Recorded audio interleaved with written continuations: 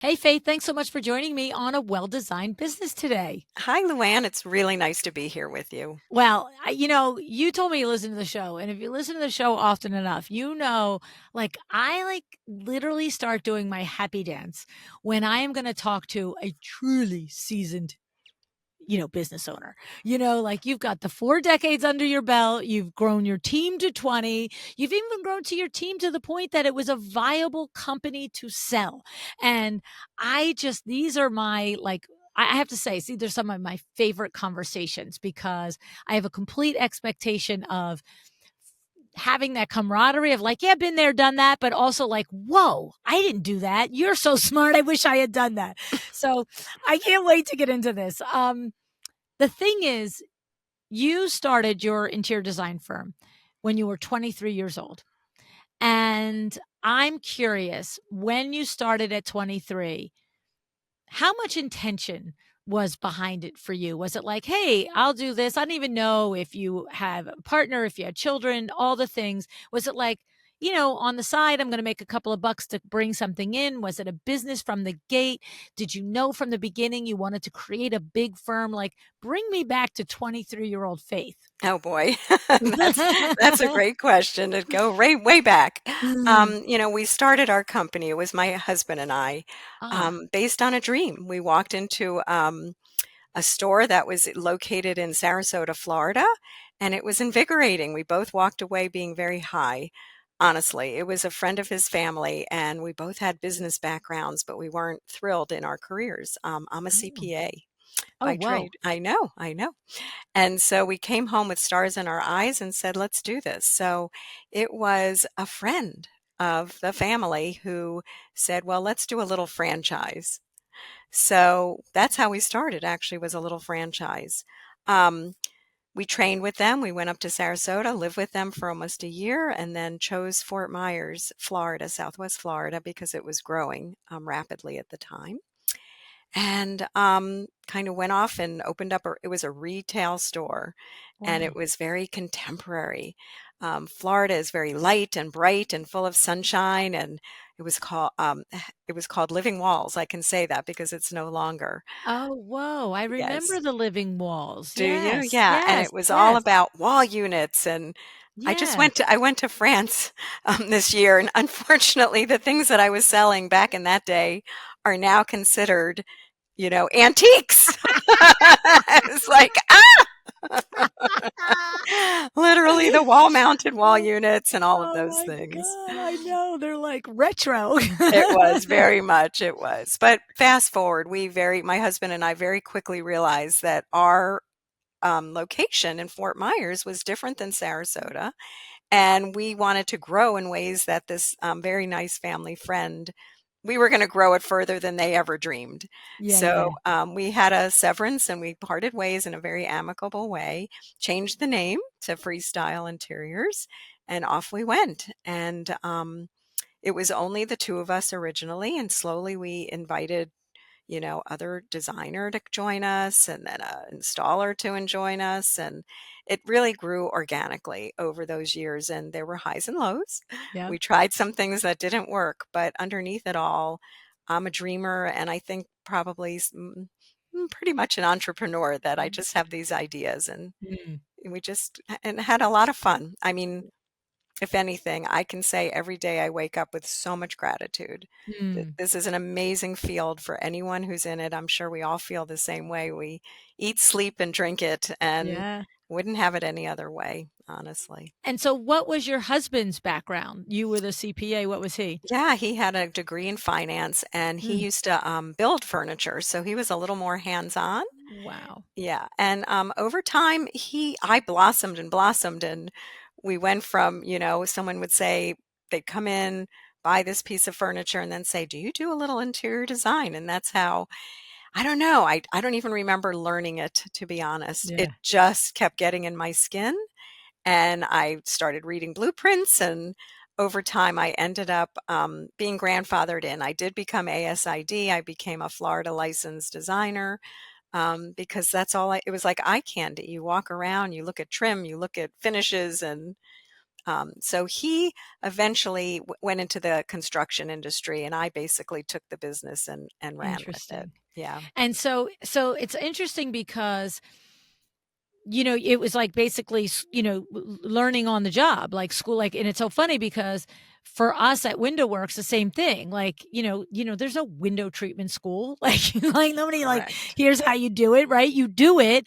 And, when we started Window Works, it was literally mini blinds, vertical blinds, and pleated shades. Hmm. And, when same was you, Window Works was a franchise, and very few at the time that we started our franchise were doing draperies.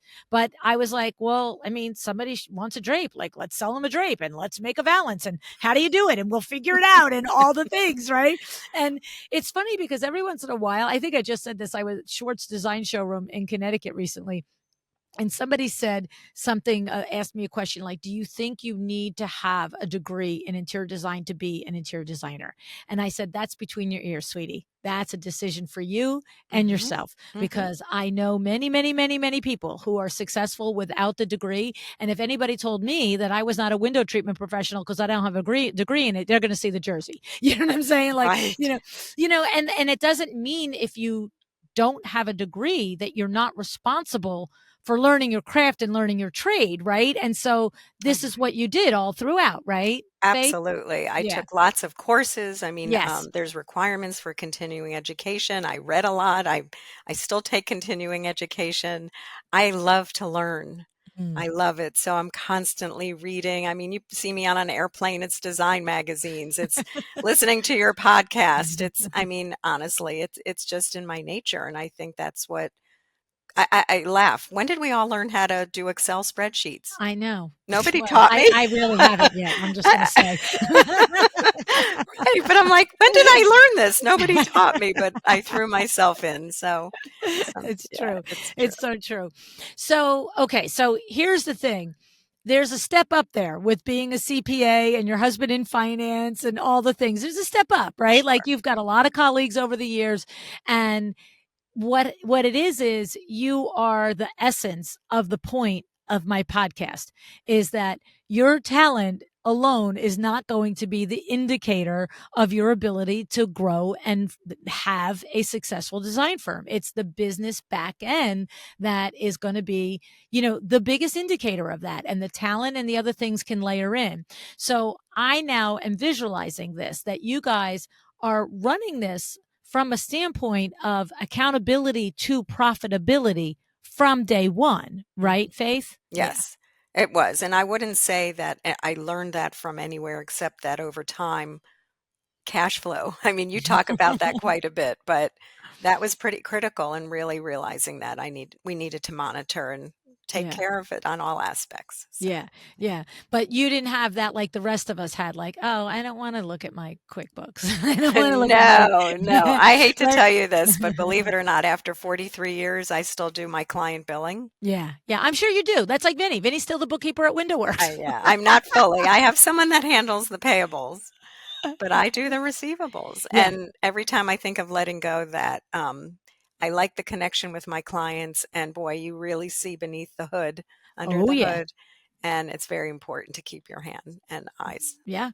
I mean, it like just about how about the mistakes, right? Like the mistakes that you find that you uncover because you've got this bird's eye view of Mhm. the entire business, the client, the process, whatever it is, that somebody who just comes in and is moving the numbers around and what's that word? I always want to say it's rendering and it's not rectifying. What is that number? Reconciling. Reconciling. Yes, that's a tough one, but that's what we do all day.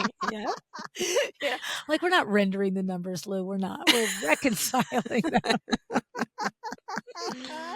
So, but like he comes out of that office almost every week and finds something that we forgot, we missed, somebody made a mistake on, because he knows how to do it and he's doing it at a level, at ownership level, right? That Correct, accountability correct. ownership Yeah, level. I have my finger on the pulse Yeah, because I do have a wonderful staff of interior designers, and I know the clients. yeah. So even with the billing, I can put all the pieces together. So Yeah. yeah. So now, you when you depart from the original franchise and you go out and you rebrand on your own, were you how many years in business were you guys at that point, I Faith? think we were about 4 to 5 years at that point. Okay. Yep. Okay. And then you at this point, do you are have you already gained enough experience and knowledge that you when you open the your own firm under your own umbrella, are you doing full service interior design at that point or is it still a little bit of like what's that transition look like? Yeah, it's still a little bit of a transition. I would say that we did rooms versus whole homes. Mm. And then our area really started to blossom. And I would say the big change for us was where we live, there was serious growth to the south of us within 30 miles. And once we recognized that, we realized we need to get on that bandwagon because that really was where the serious growth was. We kind of underestimated a little bit Mm. that area that was kind of sleepy. So we then started making new relationships with contractors. Mm. And that was really what changed our whole trajectory, honestly, is we had a lot of gated communities that were Uh-huh. opening up, golf communities that Yeah. were opening up, and we were able to get in on the ground floor with several of those contractors with model homes. Yeah, yeah, yeah, yeah. And That's that so then good. just really made it fly. Yes, yeah, when you can get in with the contractors and then all of a sudden you do some work and it's not only the contractor referring you, but now that homeowner is telling their neighbor. Yeah. Correct. I used to love the gated communities back in the 90s and the 80s. Yes. It's Yes. like bang, we just like go through it. I remember one gated community here, and it was in the early 80s. And we did one project for and this is just window treatments obviously not full service design but did one project for a home and I remember her name was Mrs. Chenetz. I remember like it was yesterday and it's whatever happened it worked out that something went wrong with the timing of some of the product coming in and despite that they didn't celebrate Christmas we did and we were going to be closed on Christmas Day and the day after, but we had promised them install.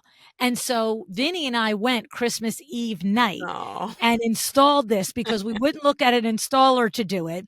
And, she just walked into the sales office that, a couple days later when the sales office opened and she said, this company is unbelievable like this young couple, they've got kids and they were here and they finished this, blah, blah, blah. And then from there, that woman in the sales office called and she said, my name's Mary. I remember her name too, like a picture. And, Mrs. Chenis just came in and told us about you. Could I meet you? And, I'm like 23 years old, trotting in there, like trying to like, mhm. do this meeting. And it just snowballed because then I got to know Mary and I would visit her once every couple of weeks. Every time I was like, would get, have a lead, I would just stop in, bring her some donuts, bagels, whatever. And then the next thing you know, I got to know the foreman on the job because it was a development that was in boom, boom, boom, build, build, build.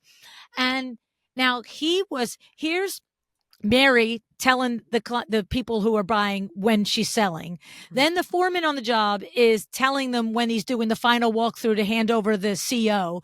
And we are just, and our showroom at this time is like maybe 3/4 of a mile away. Oh, And there's 4 units. I have the window treatments for all of them. And we were just like pounding it. It was great. yes. It was just when you get into, and make those relationships, right? It really can help you build your business at the beginning, right? Absolutely, Yeah. absolutely, and that Yeah. I mean, that's a great story because that's exactly how it happens, Yeah. and, it just and it didn't happen by chance. You showed up.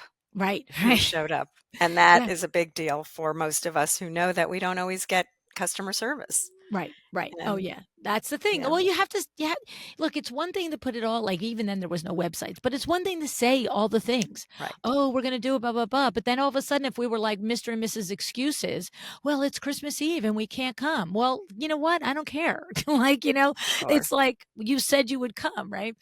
So, okay, so when you are in this period of transition and you now rebrand as Freestyle Interiors, you see the growth in the neighborhood, the area that 30 miles away. You start making these contacts and building these relationships with these contractors. How many employees are you at this point, Faith? At that point, I was about 8, and, we chose to then relocate to that new location 30 miles away. It was just we needed to Oh, be you up closer. and moved it. You We didn't did. leave. You didn't do We two. You moved. No, we Wow. did. We moved because that's where the action was. Okay. And, I had children at the time. Now they were in middle school, high school. It was a little easier to, we didn't wanna move our home, but we moved our business. Oh, whoa. And then I would say over that time period, we grew from 8 to about 16. Wow. So that's the number we stayed at for much of the time until 2008 and 2009. So, Okay, yeah, until the tsunami. Oh, no, that was yes, the recession. I was thinking the yeah, COVID tsunami of yeah, business. I was yes, that was off, the yeah. earlier one. And what roles at these first initial 8 people, what roles did they play? And then when you grew, was it just deepening in those roles, more of those same people in the similar roles? Yeah, no, so it's a great question. I would say the majority were designers. I did eventually hire a bookkeeper to do payables, and we had a full-time installer because we were hanging all those wall units on the wall. And that's what made up the team. Yeah, that's Okay. what made up the team. And when you structured it and you had the other designers, was it like an inquiry comes in and you send Sally on one project and Susie on another and but Bill on another, and maybe are you taking projects, or is it all filtering through you and you've got help managing it, but you're like designing every job? What was Yeah, that like? that's a super question again. Early on, I was design, absolutely design, but and to this day, I have a very good instinct for putting people together. Mm. So I am the rainmaker. I do bring in the majority of the work into our firm even today. And I now have 10 designers on staff and 5 project managers. We're actually up to 23 now, Luann. Wow. Yeah, so 23 of us. And I base that decision of who to put a designer together with a client on numbers of things: personality, first of all, style, availability, who they're working with. Um, so many factors go into it. Mhm. And I would say I really hit it on the head about 95% of the time. Yeah, Yes, yeah. and recently we had one that the connection wasn't there, and the client believed in our firm enough to say, "I'm not leaving," rather than they called me and said, "I'm not sure I'm feeling it." And I said, "Oh my goodness, of course, let's find out." I inquired about what was happening and then made a shift. And after the meeting of the new designer, 3 calls, we are thrilled, we are so happy. And the Oh, original designer, even though there's like a moment of let's learn, like what could we, what was there?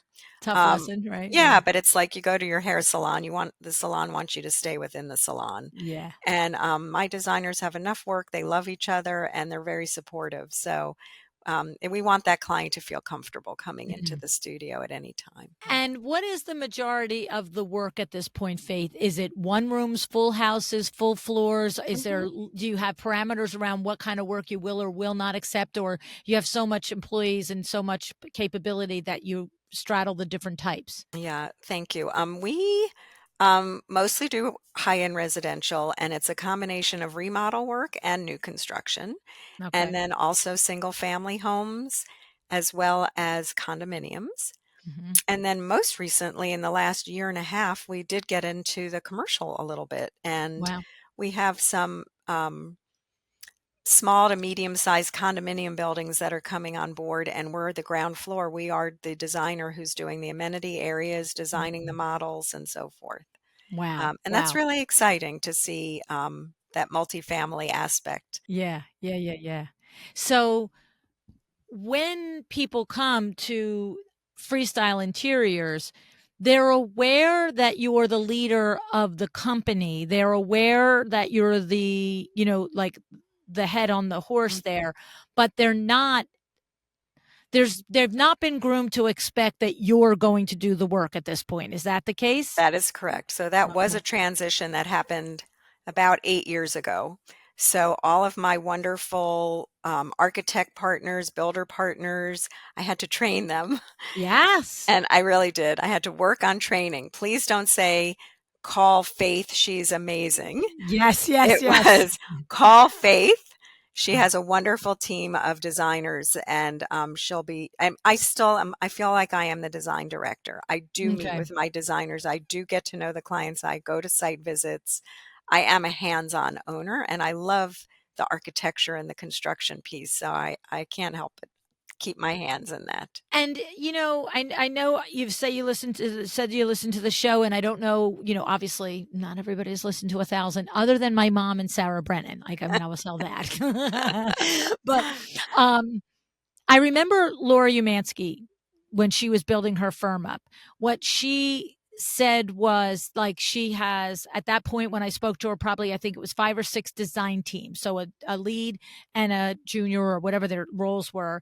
And she had the person that was between her and these teams. But Laura did do the visionary meeting for each of the clients. Like, she would be in that meeting, her and that person that was under her would decide which team was going to get it, much along the criteria that you mentioned. But then she would show up at, like, let's call it 4 touch points throughout a project.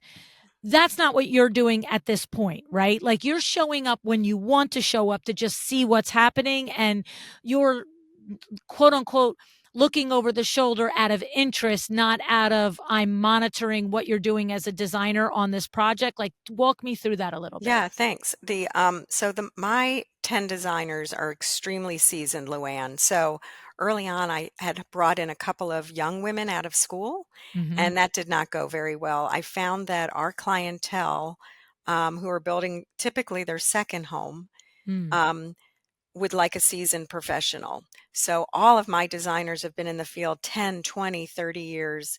Some of them had their own firms. It's an amazing diverse group. I have someone that's from Scotland that I'm sponsoring her visa. I Wow. have from New England, from Georgia, from um, Chicago most recently. So these are lovely designers who have to have a left brain and a right brain for them to work at Freestyle. So it's like a concierge level. Each designer is only assigned a small group of clients, and then they have just a project manager. Um, it's not vertical as much as it is horizontal.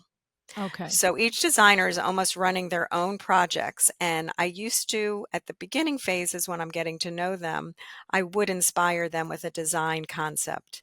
But now I've seen their different style, and I really want them to just kind of come up with their own dream and run with it. So much so that when we're in magazines under editorial, it's never me that's being featured. Each of my designers is the one who's featured. Um, be- Wow. well, I feel like they deserve the accolades of their hard work and hard efforts. So my touch points do come in at 3 phases. The beginning, obviously, I'm signing on the client. We do a big orientation meeting. Oftentimes, I'm in on that one, and the reason I do that is I want to get to know the client, hear what the designer is seeing. If it's a remodel, I absolutely go to the home, because in the background, the designers are coming to me and asking me, "What do you think?" Now they'll ask their fellow designers as well, Mhm. but when it comes to architecture or whatever, and I've seen the home, I can really work with them on those answers. Okay. So I am there very much at the beginning. And then when we shift into the furnishings phase, we do another orientation. And because I'm kind of the business hat, Right. I try to keep my designers away from any of the business discussions. Money Okay. matters. Okay. So they not coming up with the proposals and quotes for either the design fee or the, furnishings budget and stuff? You're doing that, or they're doing it, but you're the one presenting, or you're presenting with them there? Yeah, I'm presenting with them there. So, the initial interview, I give a client an indication of what our fee will be, and even the furnishings budget. I like I like homeowners to know what are they going to spend from start to finish. I would Yeah, want to know yeah, that. And exactly. people are afraid to talk money. I'm right there. I want them to know. So I do all of that, hand holding at the beginning. The designer will then create a budget for the furnishings, which I review, approve, and then jointly we present that to the client and then explain the terms and how we work and so forth. So, Interesting. yeah. So here's the thing. What I'm hearing is that, you're very much have a handle on the profitability of the firm, right? Mhm. Nobody is giving a price to anybody on any ladder of service that you don't have your fingertips on, that Correct. you're right. Okay.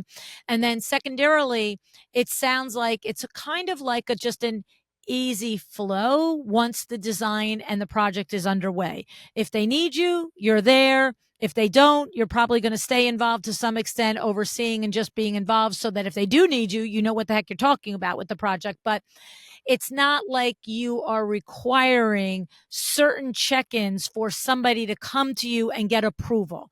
These women that are working for you, like you said, are seasoned and they're running their jobs there, and they're managing their communication with their individual Mhm. clients and managing the workflow with whoever the support team is in house. Is that correct? That is correct. And I do have parameters. I have requirements on every phone call gets answered or email within 24 hours. So I Right. do have there's a level of professionalism and responsibility that I require. I actually do review every proposal that goes out. I look Hmm. at the profit analysis on that to make sure that the markups are all, no, Right. things get missed. Another pair That's of right. eyes is very, Clicks very get important. click the wrong click, and the next thing you know, it's the wrong thing, Yeah, right? yeah. Yeah, So I'm a yeah, little more, I'm not saying it's micromanaging, but it's oversight, I would say, yeah, more than anything. yeah. Yeah, and then I do call our clients on a regular basis for check-ins. Mm. And when our clients, because we're seasonal in Florida, a lot will come to in the 6 month period, and a designer might have three clients in 1 week, and then they're like, do I go here, there, or everywhere? I will fill in for them if it's a site visit or a meeting. Oh, I interesting. try to, be their backup, believe it or not. Okay. And then we do have an amazing administrative team of we're up to 6 people, and that's all the furnishings, logistics, and we have a full-time fellow that helps with, overseeing our deliveries. So there is a lot of backup so that my designers can design Mm. and they don't have to do service calls. They don't have to check on orders. They don't have to, Wow. that's, yeah. Yeah. So the interesting thing is that we're setting the table.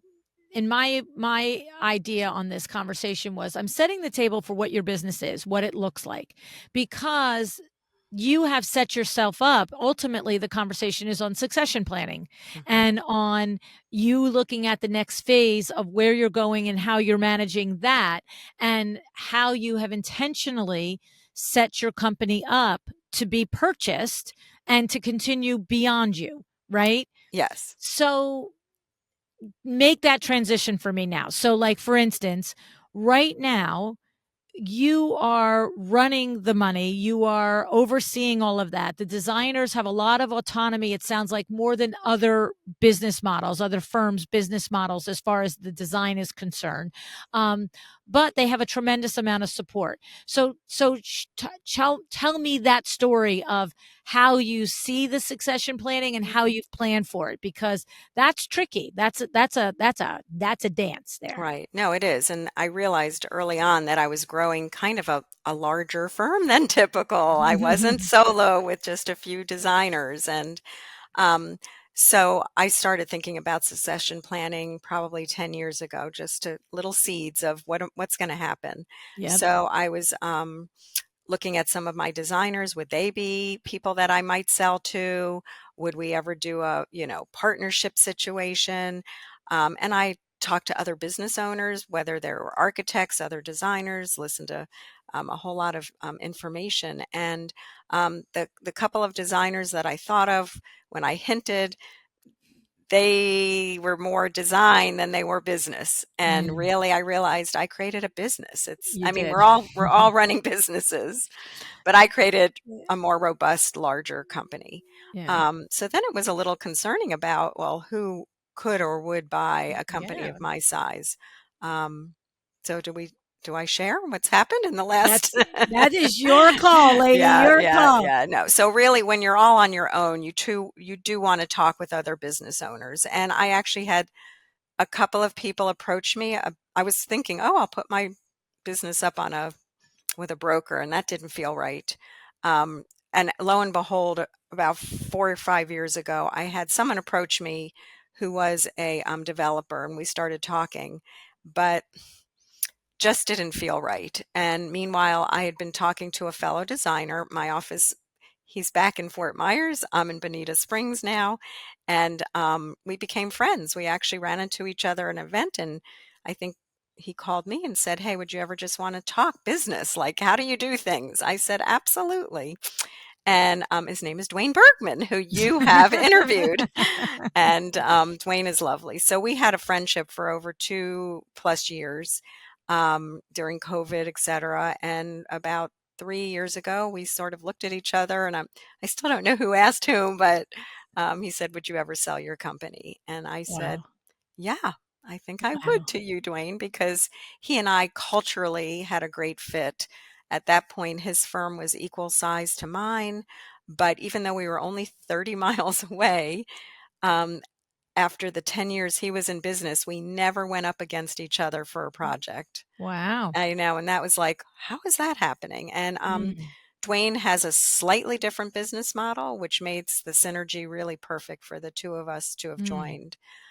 So we had a lot of discussions around it. And so, yes, Dwayne purchased my firm, and it went into effect January of 2023. Wow. And I had to sit down with my employees and make this big announcement. And yes, it was very, I had a big speech, and whew, Dwayne was waiting in his car, and Oh my oh gosh. yeah, and we just brought him in, and when I announced it to my team, they applauded. They were Oh, very excited. So we had a big hurricane in our area, Hurricane Ian, and it was devastating. And Dwayne and I pulled together to do some. We It was Dwayne's impetus, but we came together to give out supplies to people in need those first like 2 weeks when everyone was just, still in shock. And yes. I had quietly brought some of my team in. They had no idea at the time that he and I were gathering, but it was a way for them to, oh, meet this fellow. And so Yeah. I organically had some of my team meet him so that by the time I made the announcement, they were just delighted because I'm dying Dwayne. laughing because it's like when the single mother like, "Oh, this is just mommy's friend. We go bowling together." Right. Right. Well, until we signed the dotted line literally on December 29th on 2022, and we transitioned it 3 days later, it was still, will this really happen? And Well, we that's just, it, because you never know, and you don't you need to don't get know. everybody upset if it's gonna fall apart, right? Right. Like, You it's the don't same know. thing, why You you don't don't tell. know. But Yeah. Dwayne is an absolute delight. And both of our attorneys said, when you do this, many of these don't, they fail. And we said, Mm. we know, but we're not going to be one of those. We Right. actually took over from them because Dwayne and I both have business backgrounds, and they were trying to do a complicated formula. And we looked at each other and we said, no, we can do this. We're going to just simplify it X, Y, and Z. And we agreed and hugged, and here I am. Wow. So we do say out in the world, it's business as usual. Dwayne has his full hands full. He's come into our world in a wonderful way in many ways. But I've made a big commitment to him to stay on. I love this industry. And I don't know if I'm going to work another 43 years, but I sure would like to believe that I've got some left in me, and I Yeah. love it, and I'm very excited to be have made that transition. For me, it was about my employees first and foremost. Mm, yes. Um, when you have that many employees and you think, oh, well, do you just close up? Well, of Right. course they could be scattered and move about, but that's a lot of people to put out into a. That's right. And I just believe we have an amazing, amazing. I'm so grateful. Um, Wonderful, healthy company, and everyone has joy when they come to the office. It's not perfect, but it's pretty darn close. Mm. And so we worked together, and I just felt like I wanted them to continue on.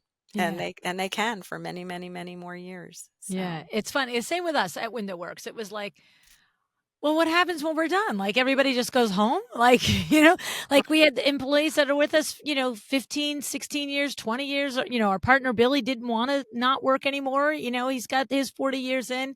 And it is nice when you can figure out a way for it to continue on. And so the thing is that's interesting for you is like Vin and I have definitely moved into advisory roles, like chairman of the board ish roles. But mhm. you're still boots on the ground. You're still showing up every day doing all the things that we discuss. That's part of the agreement and the in what you're doing. And is that like you just said, you love it. You don't really envisioning retiring at this point. But is there a stated end game to that, like until this date, or is it literally just as it works for you and Dwayne, as it is, and you'll readjust and communicate over year after year on Yeah, I what's mean, I happening? gave him a commitment for a certain number of years, but Okay.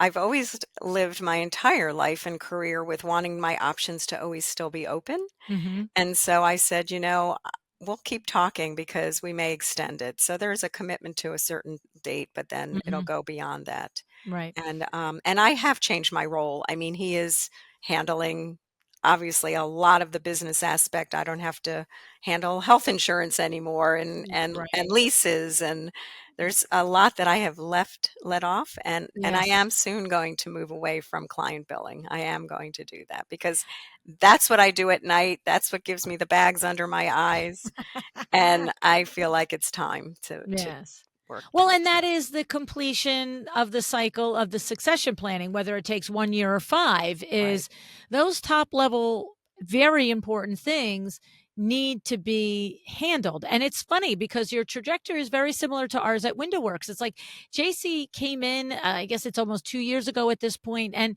yeah, we don't figure out the insurance anymore and call the payroll in and, make the contracts with the advertisers or stuff.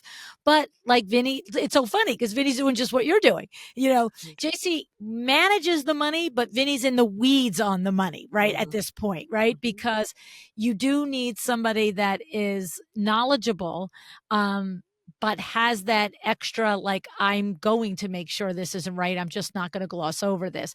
But that is, I know for us, we're the same as you. There's a certain idea of how long it will take, but JC says flat out, I don't really ever want you, either one of you to leave. And I'm like, well, we're both going to though.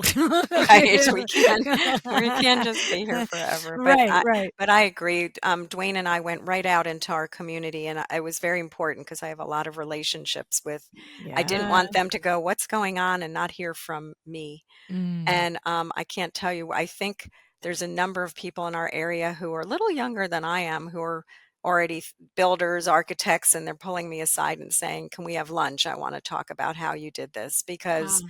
you know, they are also leaning towards that, Yeah, and, yeah. I'm so happy like you to share. I'm always mentoring young designers and, whatever we can do, that's what we give out in the world is Yeah. to help people. So when you look back and you think about the way you intentionally built your business, the mile mark, the mile posts, like the things that I'm out there, I'm listening, let's take it, I'm 30 years old. That transition when you're like left the franchise situation, you stake out on your own, you move to the other location, you're dug in, you've got 8 employees, and you're going to build a serious company at this point. What, when you look back, either the things that you did that set you up to have a business to sell, or even the things that you're like looking back, I could have done this, I didn't, I eventually did it, but Mhm. this would have been the thing that from the beginning, because I do get a lot of designers that will say to me, how do I set a business up for sale? And I know at its core, don't even talk to me about it if you don't have established SOPs, because you've got nothing to sell. You've got a Mhm. you, right? We talk about that all the time. Do you have a business or do you have a you? But you also, boots on the ground, have done it. So, Faith, some of those things, like somebody's listening, they're you 25, 30 years ago. And what are you saying? I did these things. They were the foundations of being able to have a business worth selling. Sure. It's a great question, Luann. Um, I would say not putting all my eggs in one basket. So I Mm, knew I had, um, I purposefully sort of had a minimum job, but I didn't. I took on small projects and large projects. I took on condos, I did homes, I did remodels, I did new business because we knew that in certain markets, remodeling was going to become big, or I knew that other businesses were like, oh, well, I only focus on, certain size project. And I'm like, well, what if that falls out? So mm. that was one thing that I really made certain to do, was to keep diversity in the type of clientele. Um, and then it was all about relationships. So, builders, making it easy and being a team player was super important. So we wanted repetitive, just like you did with your community. When Mhm. as a designer, you can be fabulous at design, but if you can't be proactive and provide information on a timely basis to a contractor, they don't want to work with you. Right. You have to be And reliable. you have to be very reliable. So that was really drilled in, that's where the business sense comes in, is, you know, communication, being on top of everything. And so then it was really learning all the, I hate to say it, all the technology. You're Mhm. carrying these bags, and we really had to take those steps around, having iPads or having things, on our computers and then in the cloud. And now we're working with 3D. And so really paying attention to all the tools to stay ahead of what was going on in the field, or at least, current. Mm. Now it's social media, and there's just so many things that you have to pay attention Mhm. and listen and not be afraid to try new. Um, so yeah, so then it was just the idea of how do I structure it? And I did design, the designer structure was great. And I did not have project managers level for a long number of years. Um, but then, because when you hire design assistants, They wanna they're not, design. they're not, those were younger women newly out of school. And the truth is, I met my first project manager really just 3 years ago, 3 years ago now. And she really helped manage the Mm. project. She Do the was work. sophisticated enough to know how to communicate with the clients in behalf of the designer. So most of our clients say we love designer A, but truly it was the full teamwork Yeah, yeah, yeah, yeah. that made it happen. So I would say that's the last piece of, besides some of the things that Dwayne taught me, a little bit more in process, getting a Mm. little more, um, process oriented. Mm. Because we used to kind of just jump in, and our clients are a little different than Dwayne's, but I think giving people a sense of where they are step by step.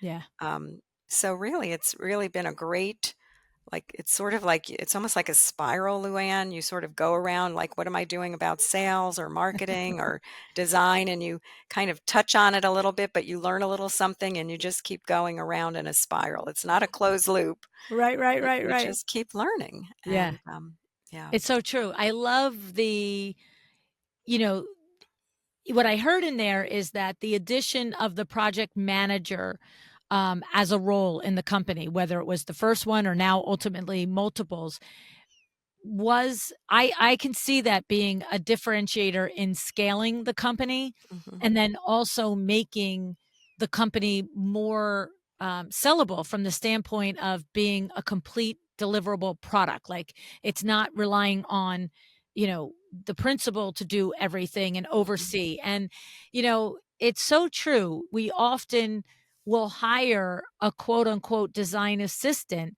but the design assistant cannot wait to get to be the designer. We need to hire the person that wants to support the designer, right? And, it's so funny because I just had a conversation today with a window treatment professional, Exciting Windows. And we're always over there, we're coaching and teaching and mentoring window treatment professionals to be profitable. And she's headed for a banner year for her company. She's headed towards $750,000 in sales. And I hadn't spoke with her one-on-one in 3 or 4 months, and I said to her, wait, what did you do this month? And she told me. I said, and she's like, is my best April ever. I said, oh my goodness, congratulations. And she said, and I'm heading towards 750,000. And I said, remind me, you have any employees? And she said, it's just me. And I was like, lady, you need an admin. Mhm. And we having this, and she's like sort of like, oh, I know. And I'm like, no, no, no, no, you need an admin. You're going to do $750,000 this year. I said, at the end of the year, if you don't have an admin, you are going to have two lists of all the jobs you've done and two lists of all the jobs you lost and Mhm. you're pissed off because it's too much work. It You know what sure I mean? is. I know, like Right. one person handling 750,000 from lead inquiry to Mhm. installation. Right. Come on. Yeah. Like it's not even logical.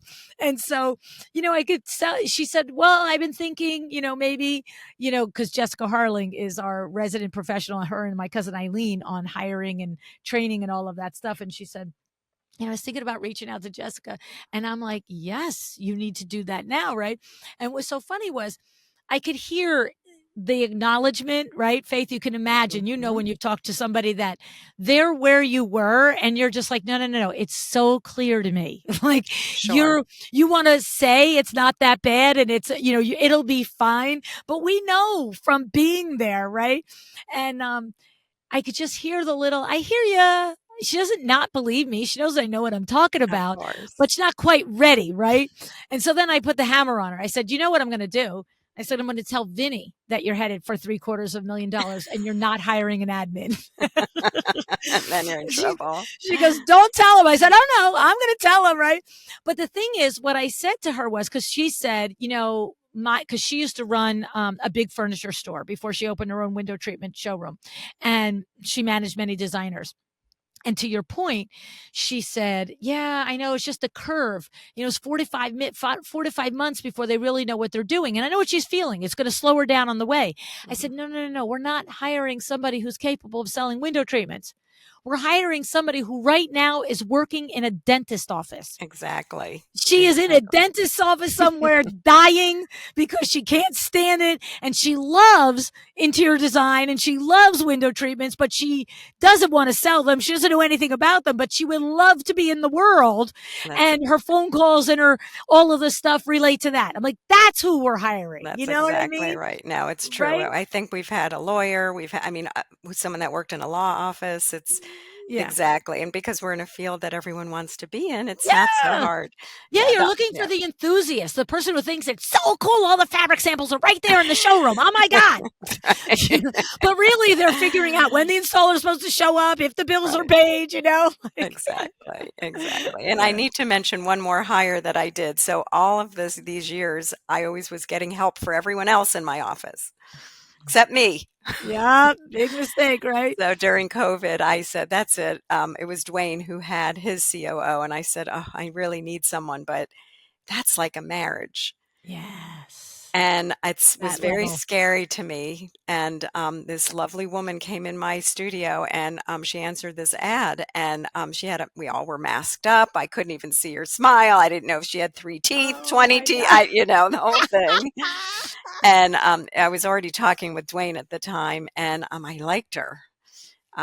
So she's lovely, and she's now my COO, and talking the marriage made in heaven. So she was Oh. from the furniture field background, Mm. 37 years in the furniture industry, and ran a couple of furniture stores for other owners in the past, as well as has amazing HR skills. Wow. So she really knows how a sofa is put together, how to clean. She's got her own little kit. She can do touch ups. She's amazing. So it was the beginning for me a few years ago of realizing I need to give myself a life, Hmm. and that was a big part. So So yeah, I have Yeah. to just say that that was an amazing addition to my life and to the firm as well. I love it. I love the, I'm looking at the 6 steps to, scaling and creating Mm, a succession plan and, have been there every one of them. right. And that final thing, and it's funny because for us, we never needed that COO role because that's Nagara. Like that's Dimchens. He's like a lunatic. He is, but I find it in my company now. I know Mhm. that that's my next, I've got 13 people on the team. I've got all the bells and whistles. We've got the social team. We've got the writing team. We've got the podcast production team. But that person that you're talking about, that is your counterpart that, you are like, okay, two bright minds that are like looking at this, but you need the person that's looking at it differently than you, right? Mhm. Because we're that visionary person. We'll just get another idea. Let's just go. You know what I mean? And Absolutely. I recognize fully the value that Vinny's skill set brought to Window Works. And it was just a coincidence that it worked out for us this way. It really was. And his skill set is sorely lacking in my business now, but I'm not going into business with him again.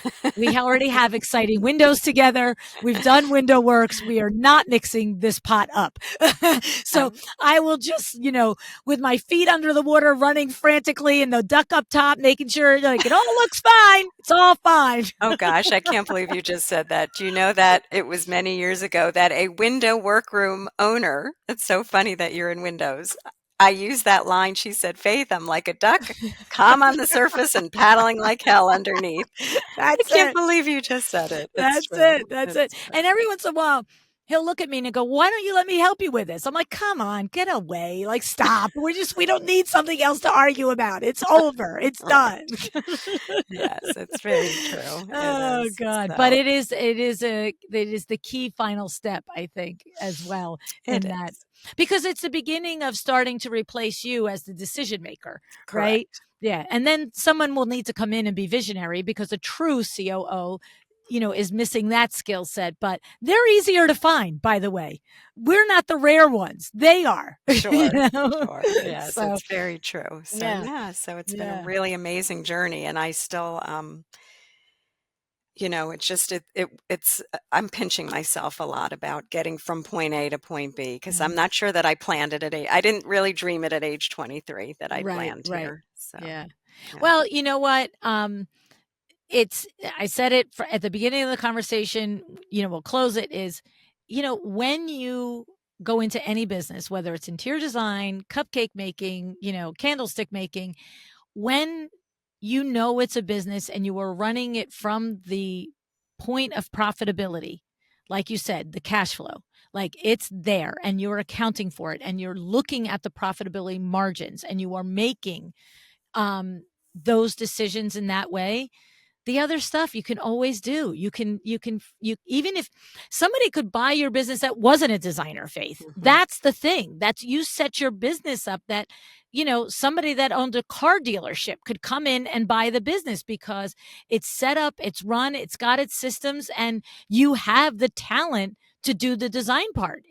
What it always will need is Mhm. that business brain to run it. And of course, having had the conversation with Dwayne, I mean, it's so funny because there are certain people, it's 1,000 episodes. And I would tell you that I keep saying it's 1,000 episodes. I've actually done 1,000 interviews, but the 1,000 episode is coming up very soon. Oh, But nice. I've got between the two podcasts, I've got more than 1,000 episodes in the can, right? But of the more than 1,000 interviews, there's probably 5 that come to mind that I just was like, whoa, that's a business brain there. And probably if I sat and made a list, there's 100 to 200 that I would extend the list to. But I only met him on the interview. I don't know. We might have done a quick hello at High Point recently one time. I don't think we had a chance, but I know we haven't had a chance to sit and really talk in Mhm. person.